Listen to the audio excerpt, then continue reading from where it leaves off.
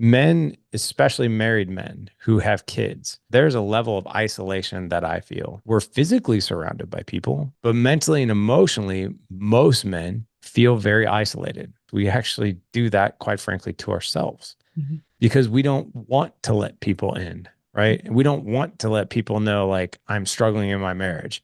The more authentic you can be with another man, we don't waste our time with like, how's work? Yeah. How's life? No, no, no. Yeah. How's your marriage, man? Like, Hmm. how is the communication with your wife? How's the intimacy? Are you doing things to make that woman feel seen, heard, safe, loved, all these things? And are you communicating how she can do that for you? Hey, guys, it is Allison. I am the host of your show, Allison Answers Mission Awake.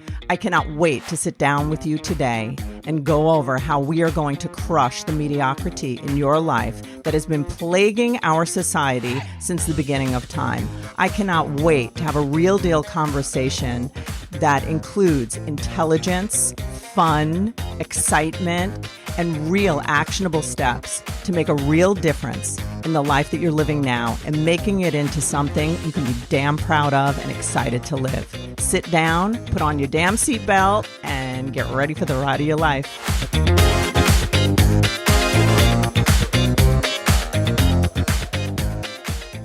Hey, guys, how are you today? I have a guest on today that I'm super proud to spend the next hour with, and I think you'll feel the same way.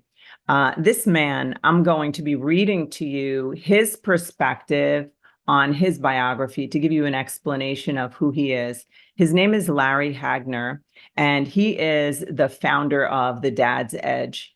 But I want to explain to you how I met him.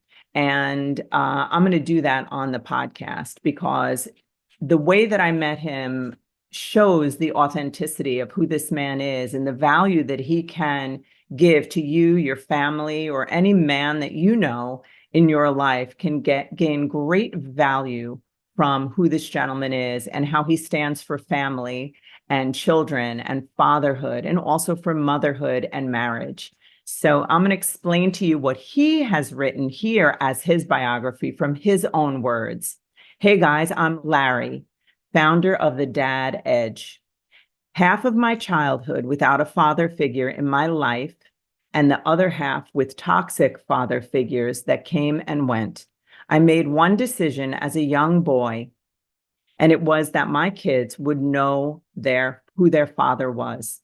I knew firsthand the devastating effects of growing up without a positive father figure in my life. When I became a father for the first time in 2006, it became clear that I didn't have the skills to be the best for my sons. I was short on patience. I was quick to anger. My marriage was mediocre at best. I learned quickly that the desire to be a legendary father, man, and husband wasn't enough. I had to learn the skills to actually do it. Our children are not born with manuals, and the journey of fatherhood doesn't necessarily come with a map. There are challenges, twists, and turns along the way. As much as we truly enjoy our children and being a father, we tend to internalize our struggles. When we do, we get distracted and stressed out. As a result, we do not enjoy the journey of being a dad, a husband, as much as we'd like to. I finally decided in 2015 to start the Dad Edge podcast and learn the skills from experts to live a legendary life as a father, husband, and man. Over the past 6 years, I have interviewed over 700 experts on parenting, mindset, patience, communication, intimacy, optimizing health, and the power of community. As Larry puts it, he is a proud father of four energetic boys, the husband of his soulmate, Jessica, for the past 18 years. Life isn't all sunshine and rainbows every day. However, I learned skills to optimize my life as a man, a husband, and a father. If you are a lifetime learner and you don't have this thing figured out, join me and let's continue to learn together. So what I want to just share with you is that you are about to meet a man, as you can see in this bio, a humble man, a man who is ready to admit his own errors, who's ready to help you admit yours, who's ready to get in the mud with you and figure out how to fix any any damages to fathering, to being fathered, to being a husband, to being a man in general. And doesn't our society need this now so desperately? So the one of the best ways we can help our world is to help in the smallest little community, and that's the family. So without any further ado, I am honored to have Larry as my guest today. Hey, guys, how are you today? It is Allison from Allison Answers and Lager Counseling Services. As I mentioned, I have Larry Hagner on today, the founder of The Dad Edge. He is a very special guest for me because when I had met him, I met him at Zach Babcock's event, and it's about underdog empowerment. And I heard him speak about his life and fathering and being fathered or not fathered and his marriage. And he just gave such an authentic speaking engagement that really had everybody gripped. And then speaking to him off stage, he is such an authentic, genuine man that I believe his representation of a lack of perfection, of making mistakes as a parent and as a husband, and is like the gateway to our freedom to be great at these things. And I'm just so honored to have him and excited to hear I know he's going to tell you that it's okay to be flawed, but to be flawed moving towards your greatness. And I just can't wait to hear him. So I want to thank you so much for being here. You're a light in this hidden, I think, kind of darker world that men are experiencing. And I just want to welcome you, Larry. Thank you for coming and being here. Well, thanks for having me. What a warm welcome. I hope I can live up to the amazing intro that you so kind to say. So yeah, I'm excited to be here. Yeah, I know you can, because the way that you live up to it, seriously, Larry, the way you live up to it is through your not living up to it. You like being willing to just be like, hey, this is me. And I think it's really a great message for men to know it's okay to be you, you know? So what I wanted to start with, I mean, I read to them your bio about how you described your life. And you described being someone who had absentee fathering, in your own life as a child, and then toxic, fathering in your life. And I had some similar experiences, and I think it leaves that hollow vacuum kind of inside of us. And I'm curious to know, what were the defining moments for you that you were just like, I have to change? And then also the defining moments where I need to help other men. So I would love to hear that. If you want to share any story with the audience, I'm sure they'd love to hear it. Sure. Well, I appreciate that. I can just kind of encapsulate. I don't share, by the way, my background out of pity. I'm very thankful for my background. Wasn't Yes. I couldn't always say that. I was in that victim camp there for a while in like my 20s and even in my like early 30s, and then I kind of grew up after that. And I'm like, you know what? My childhood was what it was, and there's a lot of the crazy things that happened, but I I wouldn't be where I'm at today without it. And I'm not saying like my life is perfect by any means, but it's in a good place, and I got to learn a lot of things that I didn't want to do, and I think a lot of people don't get that opportunity. But yeah, my just to kind of like broad stroke, my mom and biological father got married in, I think, 1971. I think they were only 21 years old. They were like kids. They had me 4 years later in 1975, which makes me 30. And my dad and mom had a horrible divorce when I was around 9 months, a year old, somewhere around there. And my dad left. And I believe he came and visited me and kind of like took me on weekends. I don't remember it though. I was just a baby. And then after a while, like I have no recollection of him.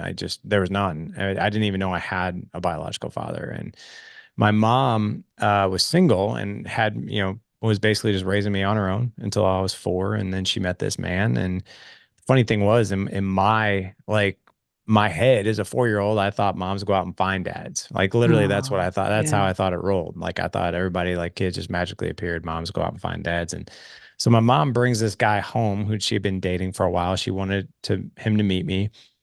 And I'll never forget that night.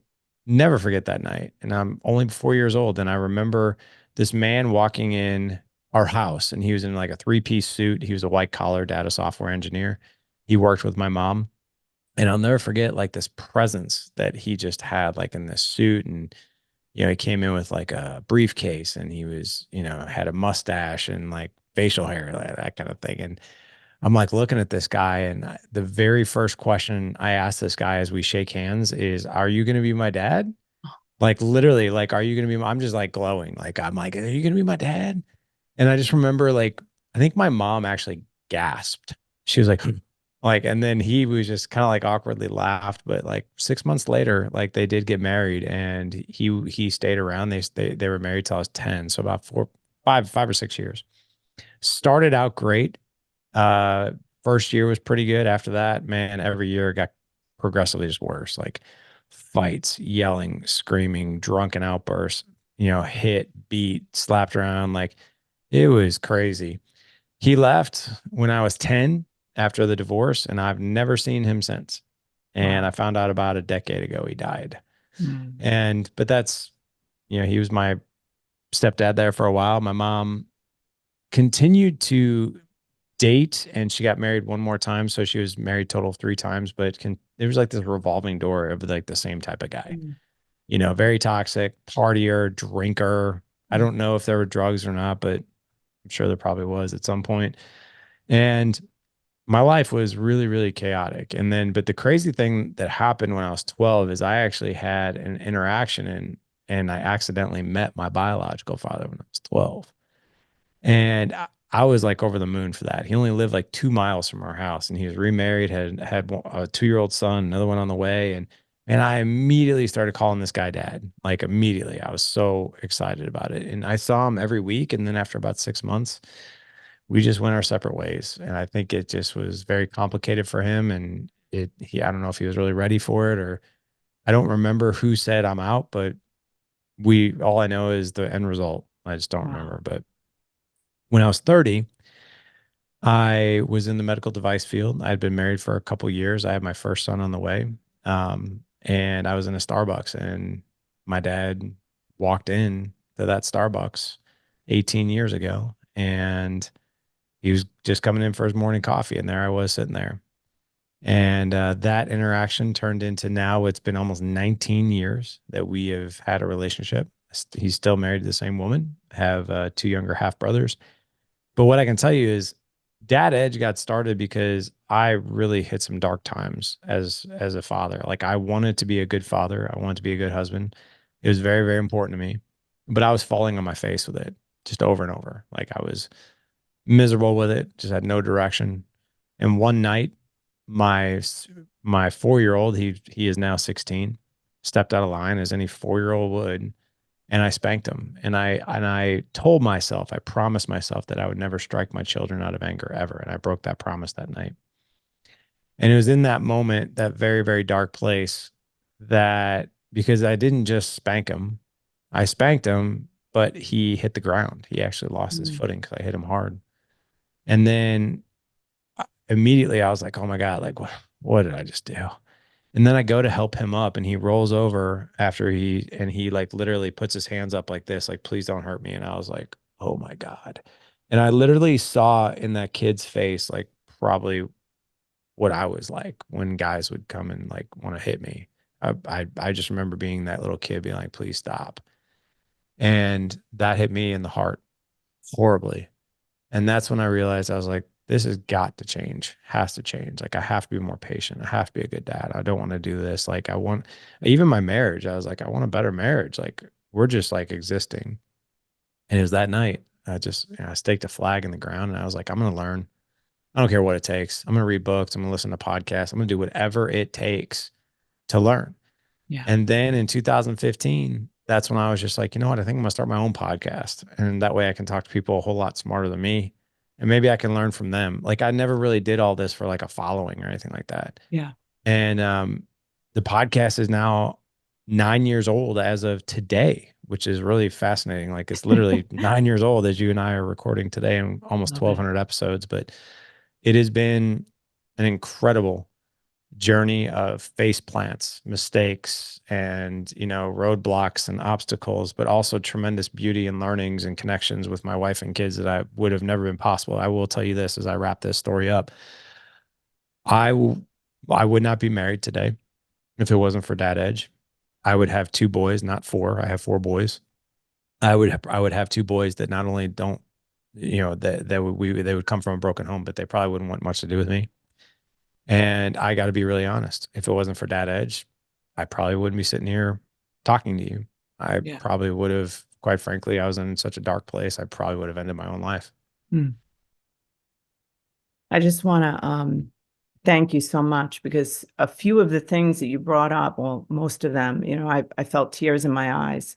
And I just want to address the thing about what you had said about victimhood, because I think that it's so easy to fall into that victim mentality. And I do see that you definitely have not done that.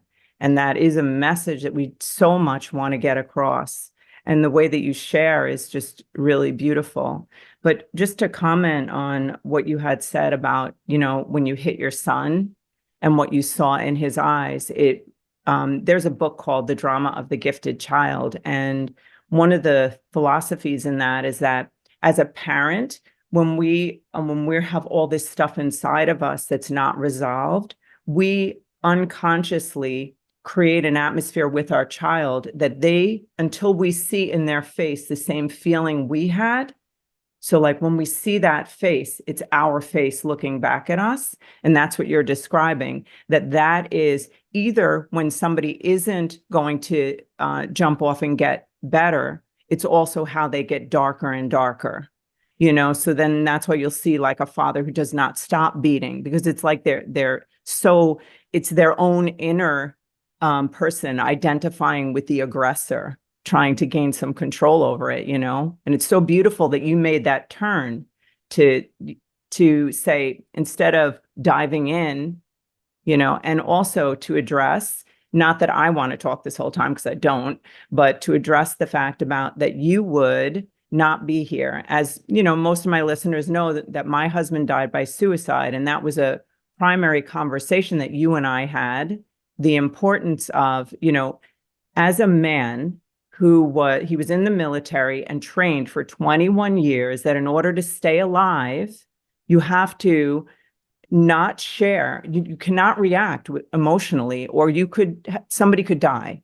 So then moving into now being in a family and also leaving the military, how does a man adjust to now having to have tender moments, having to have authentic conversations, and even knowing their own feelings, that it's such a big stretch that men have a hard time getting to. Oh, So, yeah. and I want to thank you for doing this because men need this. So, what would you like to say about that? That men need this. Is that what you're Yeah. saying? Yeah. So I've heard this quote, and I heard it a long time ago, that most men walk the earth a quiet life of desperation and isolation. Now, Yes. that's not to say that men are walking through absolute hell. That's not what I'm saying. But what I am saying is there is that isolation piece, right? And I still fall into this trap all the time Yeah. because it's my default to not, I don't want to let people in. I don't want to let people see my flaws, even though I know that that's how we relate as human beings, right? No one relates to perfection. No one relates to like, oh, I'm just kicking ass and taking names in every part of my life. Aren't you? Like that's not relatable, right? No, But we don't nobody. we don't have to go to the other extreme either and say like, oh my gosh, like there's nothing but problems, right? Right. But men, especially married men who have kids, they walk the earth and ask men. They might not tell you openly out loud, but I'm sure every guy listening to this be like, there's a level of isolation that I feel, right? And we're physically surrounded by people. You can go to the gym, you can go to work, you can go wherever, you can go to church, and physically you're surrounded by people. But mentally and emotionally, most men feel very isolated. But we don't necessarily feel like that's something that is done to us. We actually do that, quite frankly, to ourselves Mhm. because we don't want to let people in, right? We don't want to let people know, like, I'm struggling in my marriage. We don't want to let people know, like, I am really struggling with how to connect with my teenage daughter. Like, I don't know what to do. I have no idea. They're not going to, most of us don't say that kind of stuff Mhm. unless we're in the right environment. But here's what I encourage, this is the encouragement with men. The more authentic you can be with another man, the deeper conversations, I'm talking real conversations, right? That you can have with other men. Trust me when I say most of us want to have these conversations, but we do not want to be the one to start it because we were feeling like, well, so and so's going to think I'm a weirdo, right? So I'll give you an example. In my line of work in Dad Edge, coaching my clients, our group coaching platform, we don't waste our time with like, how's work? Like, Yeah. how's life? No, no, no. Yeah. How's your marriage, man? Like, Hmm. how is the communication with your wife? How's the intimacy? Are you doing things to make that woman feel seen, heard, safe, loved, all these things? And are you communicating how she can do that for you? Mm. Right. So like I'll still get together with some of my college friends and they knew me before I was doing Dad Edge. So they know that, I've been doing this now for over a decade. But, when I go out to dinner with those guys, we still fall into that trap of just wanting to talk about the good old days from college and all the fun things we did. And I'll look at these guys and I'll be like, hey man, like how's everything with you and Natalie? Yeah. How's everything with you and Tracy? Are you guys going on dates? Are you guys communicating? What are the conversations like? What are the struggles? What are the challenges? And you'll see in the very beginning stages of conversation like that, they'll be like they want to like hold back. And then as soon as we start talking and everybody's basically unpacking their stuff and what's going on, well, then it becomes like this really cool conversation of like authenticity, but also strategy. Like my buddy Jason might have an answer for me that I just don't see that he's doing well in his relationship, either with his wife or his daughter, that I can learn from, and Yes. vice versa. Right. But the thing with men is that we're not used to having these conversations, right? Because we think that these conversations are airy, fairy, fluffy, estrogenic, that kind of thing. And it's not. It can be if it's not done right. Yeah. Right. So like if I said if I'm gonna have a conversation with one of my friends, I'm gonna be like, hey man, like how's everything with you and Nat? Like in this voice tone, in this way, how's everything with you and Natalie? How are you guys doing? Like, what conversations are you guys having? Are you taking her out on date nights? If so, how often? How's your sex life? How's intimacy? How are you guys aligned on parenting? How's that going? So, as soon as you open up that conversation, well, then it becomes a very fruitful conversation. And that's the way to do it. Now, if I were to go to the other spectrum and be like, hey, man, like, how's everything with you guys and your feelings, right? Like how are you feeling, right? That is not that No. is not the way to a productive conversation with another man. But so you can have these really cool, deep conversations, but it has to be approached in the right way for a guy to really receive it and for a guy to feel good to continue on with the conversation, in my opinion. What would you think is the main reason that men don't want to openly share these things? Do you think it's societal? Do you think it's, you know, what do you think the fear is? Well, I think, I mean, like all you have to do is look on Instagram, right? Or Yeah. Facebook, and everybody's life looks perfect. Yep. And plus there's a certain like there's a certain level of I'm weak, I don't have my stuff together, I'm gonna be shamed or whatever it is. Like so like if a guy comes to me and says, look, dude, I do not have patience for my kids. I'm yelling all the time. I'm constantly frustrated. My wife is telling me you are so quick to anger, like you just don't have any patience for these kids. There is not a guy on the planet usually who raises his hands to be like, I am so proud to tell you this. It's actually the opposite. We want to Yeah. cover, right? We're like, Yeah. oh, we're Good, man. Like, oh yeah, we're busy. Yeah, we're busy. Oh, we're fine. Oh, Yeah. we're good. We're good. Busy, fine, good. Three favorite answers when we anything about our lives. It's funny, not ha funny, but I remember when my kids were little, I have four also. One is a girl. I know you have four boys. So my three of my boys were running around like wild. And I yelled at them. I wasn't a big yeller, but I was yelling at them. And my oldest said, and he was still super young, he was under 8. He said, Mom, it's okay. I know that you're not yelling at us. I know that you're yelling at yourself. And I said, you know what, Luke? You are 100% My right. God. I am yelling at myself. I'm yelling at myself because I feel like, how come they're acting like this? What am I doing wrong? How come, how come I can't keep my life together? Whatever it was that was happening.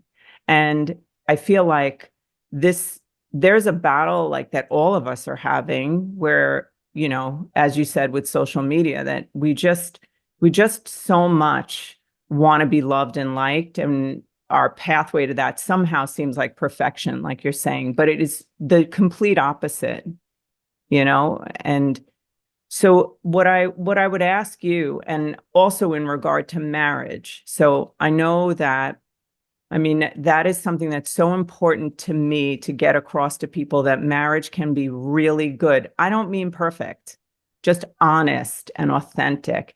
And what what I see here, in counseling centers is an epidemic. So it's an epidemic in marriages where I mean, I cannot even tell you how many men in who I've spoken to alone after doing marriage counseling, where they're like, we have no sex at all. I'll ask for how long. They'll say 3 years, 10 years. I mean, and these are men who are like extremely dedicated to their marriage. They're loyal. They love their wife. Their wife loves them, but it's morphed into this broken part of their marriage. So I just want to ask you, I want to ask you your thoughts about that, what you've learned about that, because I believe that this can be fixed. I know it can. Is when a guy comes to me and he's like, I really want help with my marriage. And I ask him, well, what's going on? And it always boils down to communication. Mhm. Like I hear that word constantly. Like I think men are stereotyped to being like, we're just not having sex. And to be honest, like I mean, I want every listener to know, especially, men and women who are listening to this show, that yes, men are sexual creatures, but so are women. Mhm. But that is not actually, if you really peel back the onion layers, that is not necessarily, that's not what a guy is fully after. What he's really Mhm. after is connection with his wife. 100. So, and sex is obviously the easiest thing for us to feel that connection with our wives, right? But that's not necessarily the goal. Like if you ask any guy, like we've joked about this even in our community, I was like, would you rather have sex or pity sex? Or I'm sorry, would you rather have pity sex or no sex? Most guys will be like, I don't want pity sex. Yeah. And that I think that really tells us that like guys don't want to settle for like, oh, well, I got some because she allowed me to. They're like, no, man, like I want to feel fully connected to my wife in the bedroom and most importantly, out of the bedroom. Like that's what I want. You really get to the heart of guys, and this is where I think we have to redefine what is on the mind and heart of men. If you really hear what I hear and what I'm sure you hear as well, is that guys want this. They're like, dude, I want to go out on dates again, man. Like I want to have like deep conversations with my wife again about like what she likes, what are her goals, like what are my goals, what are some things we could do together. Like especially what really lights men up is they're like, well, what's the vision of our relationship look like? Like, what do we do? Like, what can we actually design for the future together? Like, what are some of the things we can do together? Like, and those are the conversations that men want. Men want to feel just as women want to feel like, oh my gosh, like I feel like we're dating again. Like we're having like these conversations where I feel like nobody else is in the room. That's what guys are saying, right? What happens is though, in my opinion, and I'm sure you've seen this in your practice, is that we just tend to get complacent in relationships. We get very busy, like we've got careers, and then when kids come along, it's all about the kids. And it takes a lot more effort. It takes a lot more creativity, and it takes a lot more. You almost have to reinvent the relationship, I think, to some degree, to be like, no, no, no, no. We are actually married first. Mhm. So, like, I'll give you an example. Tonight, taking my wife out on a date. It's a Thursday night. She's not expecting it. And like, I asked my oldest son, I was like, "Hey, would you mind babysitting your little brothers? I'm gonna take mom out on a date." And I want him to know I'm taking your mom out on a date. Yes. And because I want him to see that and hear that over and over and over. And I always tell my kids, never get lazy in a relationship. Yes. Always date your wife. Always. So, like, I went to my wife and I'm like, "Hey, you got plans?" I knew she didn't have plans. I was like, "You got plans tonight?" And she's like, "No, it's Thursday." And I was like, "What do you do now?" I was like, "We have reservations tonight for dinner." And she's like, "What? Where?" And I was like, "All you have to do is be ready to walk out the door by 5:45. Kids are gonna be fed. Get that done. Ethan's watching the little brothers, taking you out tonight. We need to reconnect." And she's like, "Oh my God, I'm so excited." And one of my most favorite things to do with my wife is to just sit and talk with her, over a meal, over happy hour, on a hike or whatever else, but to talk, right? Yes, I love having sex with my wife, but what makes sex amazing Mhm. is all that connection that happens outside the bedroom. And I think a lot of us, just quite frankly, we view, and I used to do this too. Well, I've known her for 10 years. I know everything about her. Like, I can't ask her anything new. And I hear that from guys all the time. And I've been married now 21 years this year. And I'll tell you, I ask guys, I'm like, "You really think you know everything about your wife?" And they're like, "Well, yeah." And I'm like, "Okay." I was like, "Well, you're 40 years old now, right?" And they're like, "Yeah." I was like, "Well, are you the same at 40 that you were at 20?" And they're like, "Well, no." I was like, "Well, are you the same at 30 than you were at 20?" And they're like, "Well, no." I was like, "Are you the same now at 40 than you were at 30?" And they're like, "No, I'm different." I was like, "Well, you don't think your wife's different?"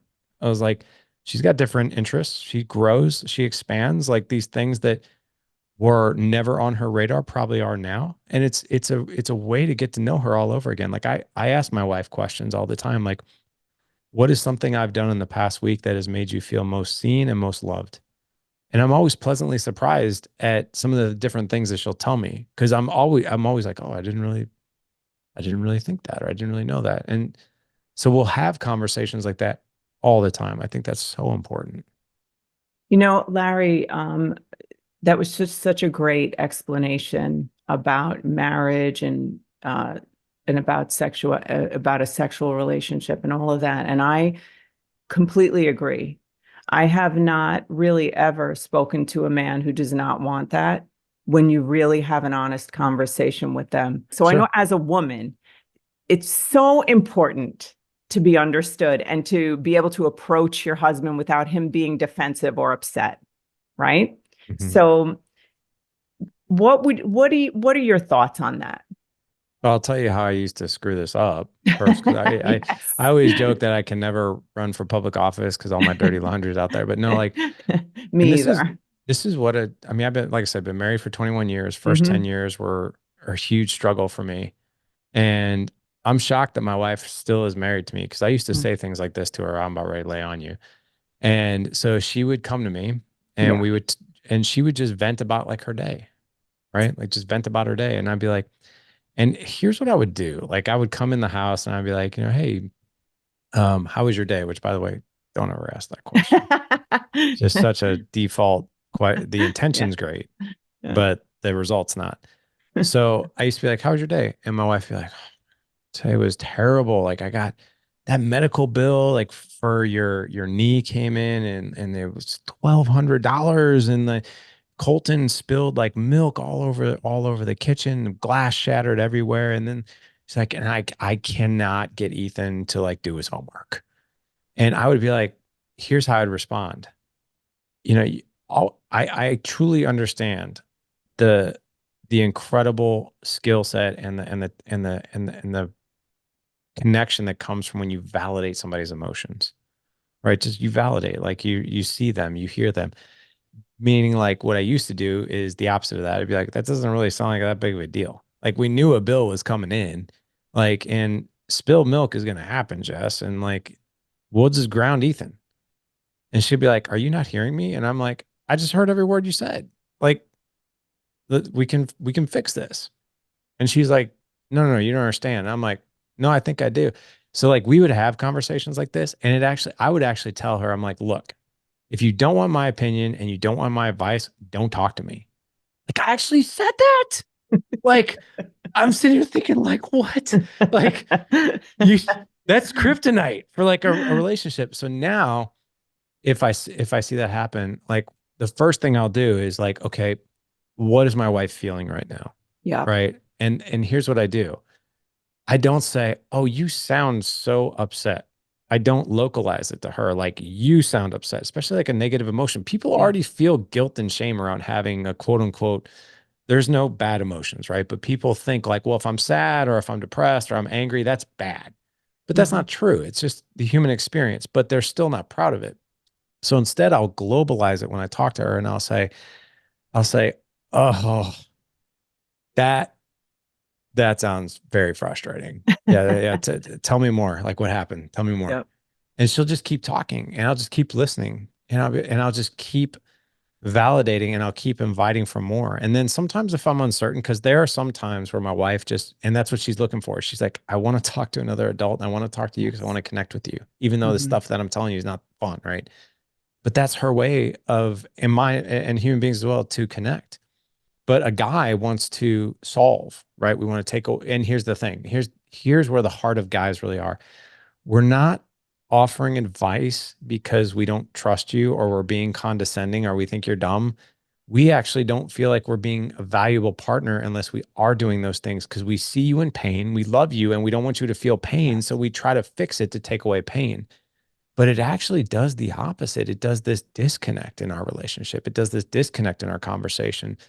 And there are times where I'll walk away when I was new to doing this, like I'd walk away from conversations with my wife, be like, my God, like I feel so much better. Like, thank you so much for listening. Like, I feel like I can do this or this or this. And I'm sitting there thinking like, I didn't do anything. Like all I did was I love listen. this.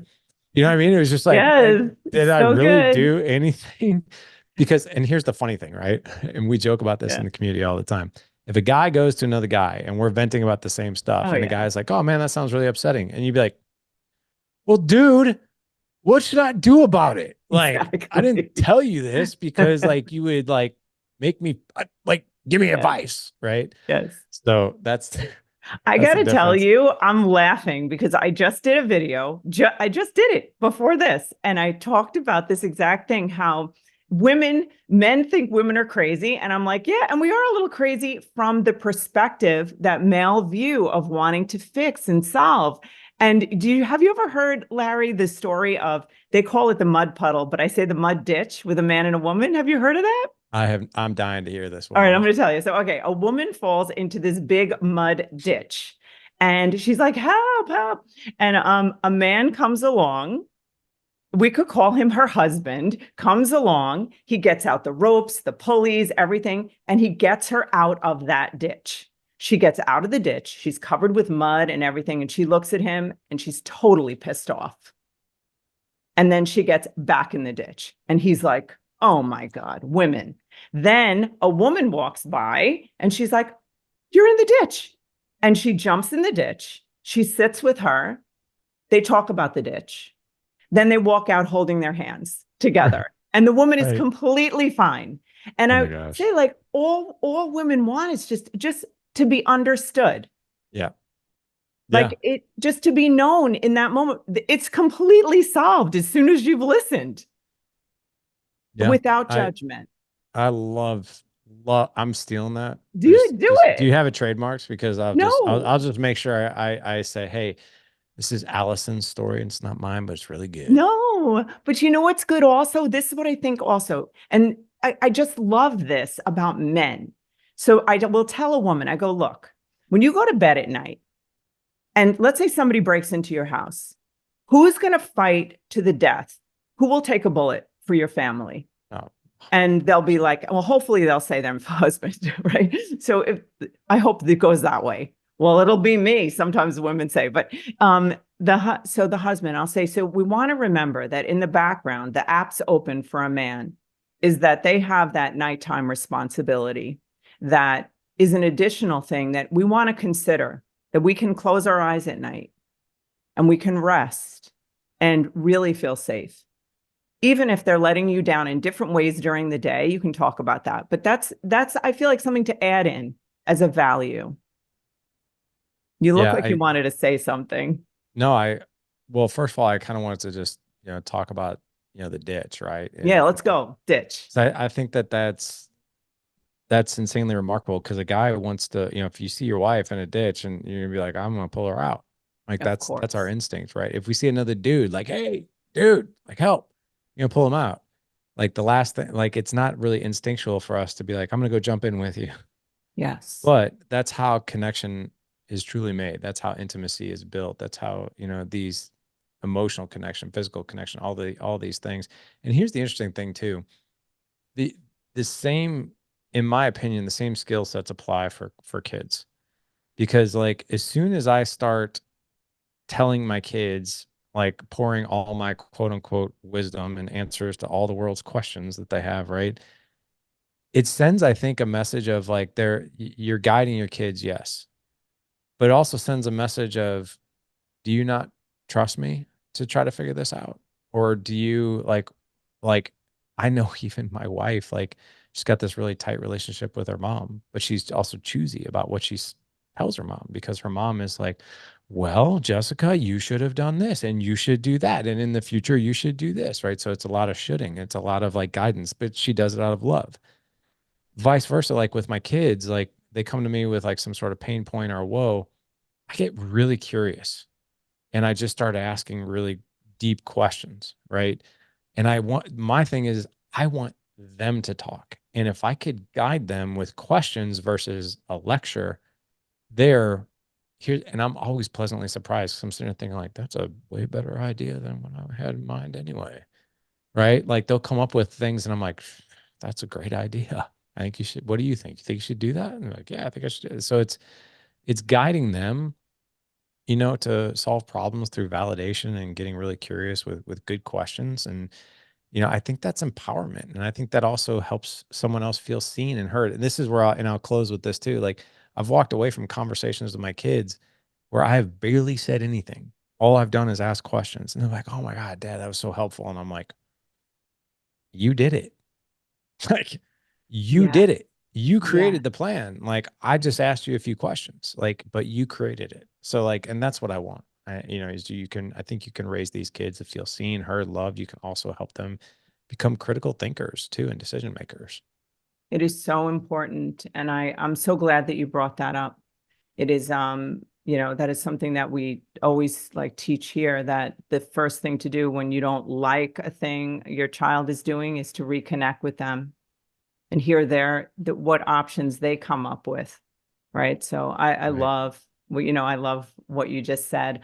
I'm curious to know actually two things. One is what you would say to a woman in this situation, what you would say to a man in this situation. So with women, one of the things I think that can happen is when they have, an absent father or maybe a dad who is toxic, what they can grow up to be or throughout their life, what was meant to be purity in seeking attention, male attention, can then become something that is either shamed or looked at as something as negative, right? So they're something that's valid, a female wanting male attention somehow is turned into, oh, she's so needy or whatever. So I'd love to hear what you would say to a woman who grew up like that and wants like a male attention, right?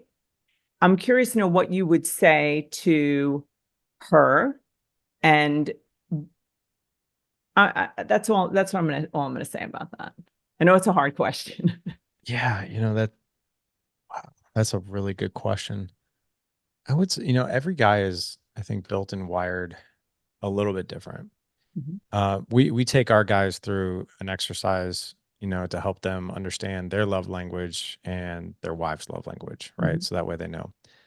But in our community, we call that the shotgun because it's like it's one thing to know and let's view it through her eyes, right? It's one thing to know for him, okay, he is a physical touch guy or he's an acts of service guy, right? That's more the shotgun approach. I think we do something and this came from Gottman, but we do something in our group. We take our guys through an exercise called the emotional bank account, where we help them understand these are the five most powerful deposits of love that you can ever do for me. And you can be very, very specific. And these are the five most powerful withdrawals that are Mm, really hard for me to interesting. handle. We call that you just took that shotgun and you now put a scope on it. So you now have a sniper rifle, right? Of things that you can do. I think it's really important for not just women to understand their man and how he feels most loved, but for a man to also do that for a woman, because it can be, in my opinion, quite confusing. So, like for instance, I'm an acts of service guy. I'm also physical touch, but I'm acts of service. If my wife does a load of laundry for me, which she never does. I'm a grown man. I do my own laundry. But when she does it and she folds it, which is once in a blue moon, I'm like, oh my God, thank you so much. Like I didn't even know I have time to do this. And or she'll like I'll be sitting here on a podcast and she'll just bring in a cup of coffee. And I'm like that's amazing, right? But she also knows that those are the things that are like the needle movers, right? So I would just say that for a woman who's in that situation and she's struggling with, like I'm not exactly sure like how to show love. In fact, I don't even like being vulnerable with another man, knowing I think the very specific things, the keys to his heart, because every man, in my opinion, is different, and being able to then do those things will help tremendously. Like there are things in me and my wife's relationship where I my goal, and I actually track this. I do one nice thing for her every day. Mhm. It sounds weird, but Not I to track me. it. I track it. I actually give myself a point for it. Yeah, it's good. And, so like I'll make her, I'll be making breakfast. And then I know I'll be like, well, I don't think she's eaten yet. And I'll throw on some eggs for her and some toast and that kind of thing. And I'll just like, and she'll be like, my God, like you made me breakfast. And I'm like, I was making breakfast anyway. And she's like, oh my God, that's so nice. Like I was starving and I didn't think I'd have time and this and that, or like just little tiny things like that, that I always tell men, keep your eyes and ears fully open. Listen for things. Like my wife just told me last night, she's like, I am so overwhelmed with the laundry room right now. There's so many clothes in there and they're all discombobulated. So while she's out this afternoon, me and the boys were going to organize this laundry room for her. Love But it. but keep your eyes and ears open for things like that because there are clues, right? There are things. And my wife, let me be very clear. She doesn't tell me those things because she wants me to do something about it Yeah. at all. And, but we're still going to, right? Yes.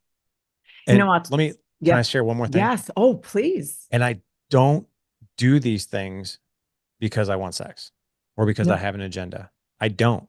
Like, I used to play that really dangerous game back in the day as well. Like, I would be like, oh, maybe if I do the dishes and I'm kind of like really loud with these plates, like she'll hear it. Or like when I take out the trash, like I'll actually hit the trash can against the wall and like I'm trying to get the bag out. And you're like, oh, I'll be out in the garage. I'll be back in 5 minutes. Just got to take the trash out.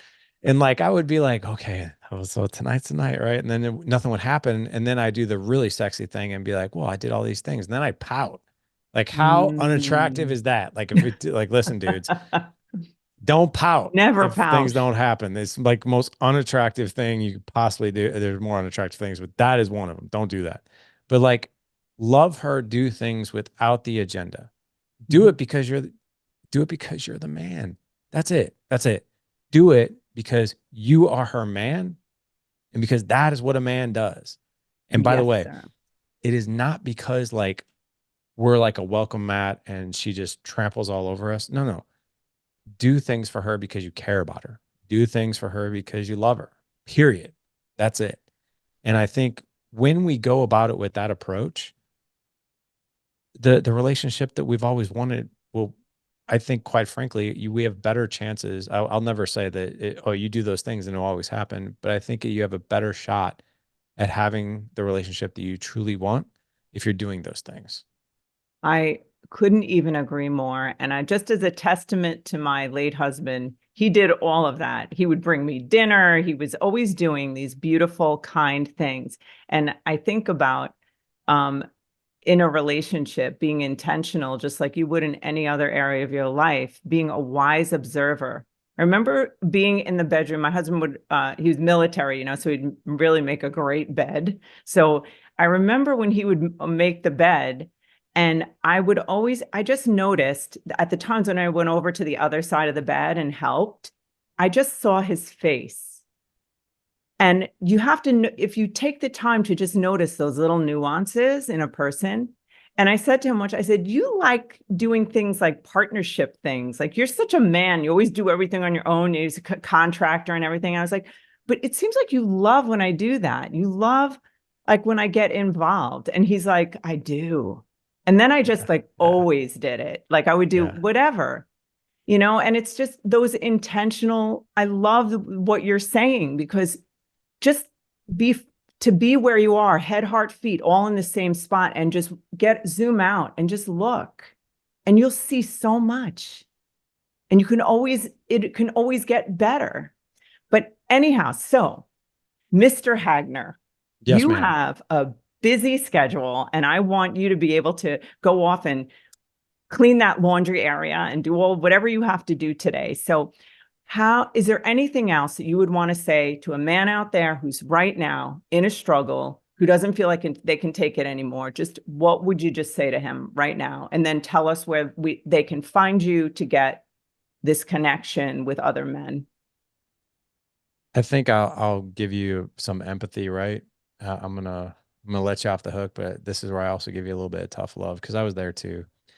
I remember, trying to go at marriage communication connection with my wife in like the best way that I knew how, but I didn't know how. I was just trying things. I'm like, well, maybe I should do this, or maybe I should do that, or like, well, what about this? And that's exhausting. It's exhausting. It's like here's what one of my clients actually how he described it. He's like, I felt like before I came and started doing life in the dad edge and learning about how to connect with my wife within marriage, I felt like I was in a room with the lights off, and the floor was covered in like, shoes and like things that I was tripping on, or I didn't know where the walls were and the lights were off and I was trying to find the light switch. I'm like, well, maybe I'll go here. Oh crap, I just stubbed my toe. All right, well, maybe I'll try this. Oh my God, I just hit my face on the wall. And when I joined the dad edge, it was like someone tapped me on the shoulder and said, hey man, 5 paces straight ahead, 2 paces left, 3 paces right, right, reach your hand up on the wall. There's the switch. And what I'll tell you is that when you give men, if you do not have the relationship right now that you want, it's probably not your fault. Like you're probably just doing exactly what you were raised to see or what your own parents did, or you're just trying to figure it out. Like you're not alone at all. Like I think just about every single one of us, we actually make a joke. We're like the only people that probably know what the hell they're doing in any relationship are these counselors because they know relationship dynamics and most people don't. And but here's the tough love, right? It might not be your fault that you're trying these things, you don't work because you don't know what you don't know. But it is your fault if you don't do anything about it. Mm, Because we live in a world right now, you're a counselor. Like better help for crying out loud. Like you don't even have to leave the comfort of your own home anymore to mm, get help you need. You can hire a counselor, you can hire a coach, you can join group coaching. What I will tell you, you don't have to do these things forever, but if you go to something like this, like something we do or you do, like it's amazing. It's like, oh my gosh, like the answers to all these questions that I always want to know, they're right there. And now all I have to do is execute. Man, this is awesome. Right. And that's what I would tell men. If you don't know what you're doing, join the club. mm, But, and it's not your fault, probably. It is your fault if you don't do something about it, though. So do something about it. And as far as finding me, thedadedge.com, tons of resources over there. The podcast, I've done 1,200 episodes of the podcast, got enough to keep you busy for probably a couple of years. But here's one other thing I want to share with men. Don't just be a content consumer. I can't even tell you how many emails I get be like, I'm listening to 6 hours of podcasts a week and nothing's happening. I'm like, well, of course it's not because you're just listening to ideas. Like what happens is you need to take an idea, polish it, understand it, dissect it, implement it. It's still going to be messy, by the way. When you go first try it for the first time, come back. What worked? What didn't? Let's polish it again. Okay, go do it again. What worked? What didn't? Okay, let's try this again. And then that way you finally get clarity. Like it doesn't come from just listening to content. It comes from actually, here's a strategy. Go execute the strategy. Go do the thing. It's going to be messy. It's going to be good things and not so good things, but come back, we'll polish it up again. But that's what it takes, in my opinion. And you've seen this, I'm sure, in your practice, that it's not just a one and done. Like it's a Yes. continual learning process. Yeah. And you know what? It's so powerful what you're saying, because people very often think they're just going to get immediate results. Yeah. And well, you know, what we practice, we get good at. So if you've practiced for a long time doing something that's not working, you know, we becomes habituated. But when we practice the new thing, and what you're saying, autocorrect and do it Yeah. again. So Larry, I want to thank you so much for being here. We're gonna wrap up and let Larry go about his wonderful work. I appreciate you. Guys, thank you so much for listening to the show. I just want to say to you that we are all together a part of the Mission Awake, a mission that's going to stop the mediocrity that's plaguing all of us. So if you got something here today, I ask that you would be a part of this mission and you'd share it with whoever you can. Take a screenshot of the show and share it on your Instagram. If you are looking for me, you can find me on social media platform Instagram, Allison Answers, or Lager Counseling Services. And give us a review and subscribe, if you could, to YouTube, Allison Answers. That's where you're going to get a lot of content. I drop stuff every day, goofy stuff, all different kinds of stuff. 5-minute videos that just get you moving in your day. Have a great week. See you next time.